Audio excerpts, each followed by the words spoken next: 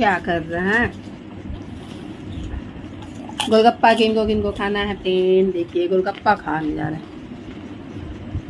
आज मैं गई थी मार्केट पर, मार्केट में मुझे खाने का मौका नहीं मिला फ्रेंड। मुझे कुछ काम था, मैं जल्दी जल्दी गई थी और जल्दी जल्दी आ गई, इसलिए आज मैं घर पे गोलगप्पा बनाई हूँ। और ये गोलगप्पा देखिए, वाओ काफ़ी टेस्टी दिख रहा।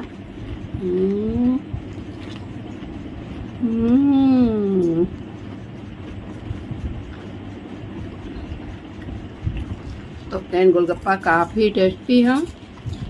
आप लोग भी आए, कमेंट करें किनको किनको गोलगप्पा खाना है, कमेंट करेंगे। तो अभी देखिए भर भर के 2 थाली बना के रखता हूँ,